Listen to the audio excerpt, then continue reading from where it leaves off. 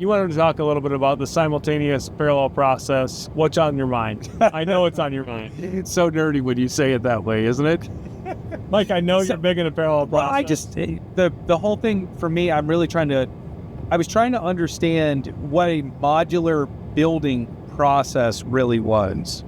Because I think that there is a society way of looking at this, that they are thinking this is a manufactured home from the standpoint of a mobile home, which it is clearly not.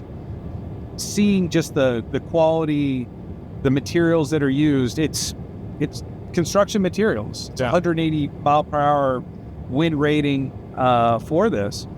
But the ability to do that in this modular, build center, to have multiple things going on at one time, it's not you have to start and stop waiting for that one particular trade to finish. You've got, in essence, multiple trades working at the same time. And we saw there were framers working, HVAC working, drywall guys working, cabinet, trim, cabinet, electrical, plumber. Yeah. All of those were working, up at the center. But back home, we're going to have for the foundation, we're going to have mason and what else? Tiling if needed. Yeah. So there's all those things that are continuing on just simultaneously that create just a major efficiency. Yeah, no, for sure. I mean, the fact that we can from when we get our permit approved to then 8 weeks later have a house on site. So our biggest hurdle on some of these is the local municipalities, which we're working with to alleviate some of the bottlenecks in the system. So we know we can try to help move along the permitting process as much as possible, staying on top of that process and, being attentive. But from when we make the initial deposit to move forward with it, we have the permit in hand. We're looking literally at a 5 month window, 6 month window of the to have it completely done.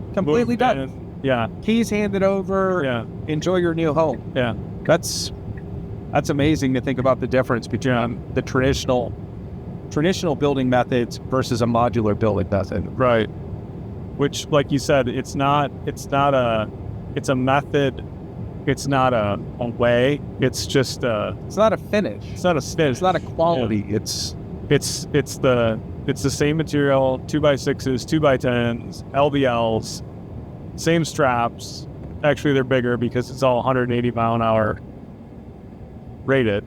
Yeah, and it looks like in some situations, I know we talked about this while we were there, is I didn't appreciate, for anybody who's done any drywall, it seems that there's somewhat of an art to finishing that in a very smooth way that makes it look very finished and clean and nice, because it's hard when they do it on site, right? Because, those huge pieces of drywall are being held up and they're putting nails in it all over the place, and all these little holes, little dimples and divots. They're certainly not gluing the back side of it. No. So it's getting glued. Yeah, in this process, they're just gluing it down. They're not even using all those nails through because they don't have to. On the ceilings where you have most of we call them nail pops in traditional construction, you don't have any.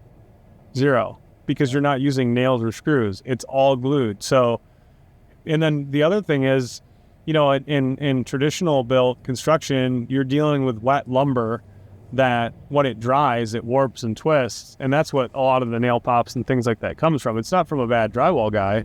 It's from the force of the wood just moving around. But inside of this system, we're keeping it in a conditioned environment the whole time. So it's not moving around. And even if the board's not completely perfect, we're laying it on a completely flat jig on that table, right? And then it's just being glued down, and it's interesting to see the drywall will rip apart before the glue does. It's an epoxy type glue, so it's you get that stuff on your hands, like that's what your hands are going to look like for a few weeks.